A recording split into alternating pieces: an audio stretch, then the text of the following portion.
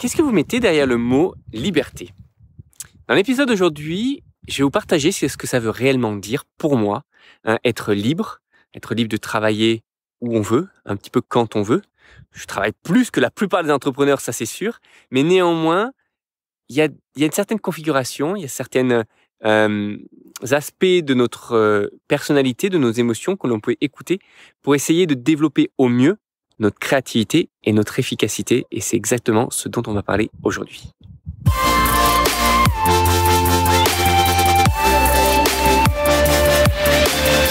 Bonjour à tous. Alors ce matin, je suis arrivé à peu près à 7h et quelques sur cette petite montagne. Alors si vous êtes en mode podcast, vous pouvez pas la voir, mais voilà, j'ai une petite montagne pas très loin de là où je suis et qui m'a permis de poser beaucoup d'idées, de réfléchir à beaucoup de choses et de travailler dans un environnement que j'ai choisi pour ce matin, que je n'avais pas décidé.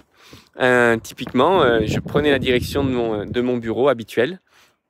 Et puis à un moment donné, sur la route, j'ai fait demi-tour et j'ai dit non, je vais aller travailler un peu plus loin, en haut de la montagne. Et pourquoi est-ce que je fais ça? Tout simplement parce que je pense qu'il est important en tant qu'entrepreneur de s'écouter, d'écouter nos émotions, d'écouter nos feelings, d'écouter comment on a envie de travailler pour pouvoir le faire de manière efficace, avec plaisir, toujours avec plaisir, voilà,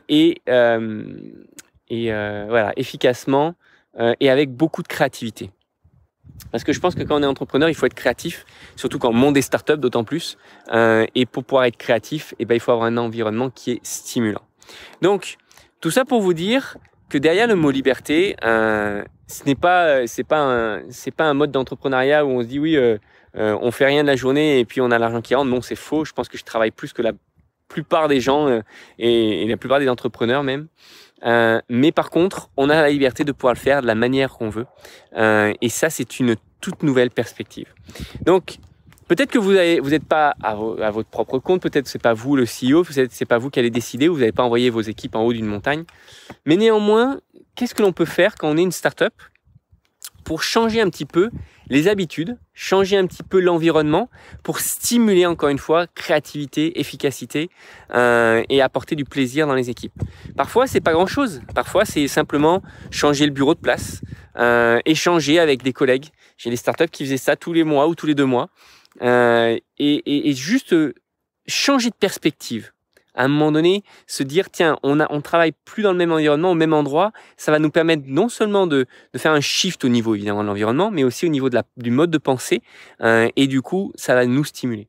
Et le fait d'avoir aussi ne pas être face à un mur, d'avoir potentiellement une vue, d'être travaillé avec beaucoup de luminosité, pour moi, personnellement en tout cas, ça me stimule un maximum et je trouve que c'est juste essentiel. Donc pour moi, la liberté, c'est exactement ça. C'est le fait de choisir dans quel cadre travailler, où travailler, potentiellement pouvoir changer quand le besoin se fait ressentir et toujours faire ce qu'il faut pour qu'il y ait plaisir, efficacité et créativité, qui pour moi sont les 3 recettes d'un entrepreneur qui avance et qui réussit et qui sera comblé dans son travail. Voilà, partagez-moi votre vision de la liberté, votre vision de l'entrepreneuriat.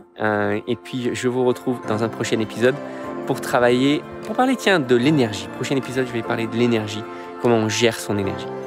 Allez, à plus tard.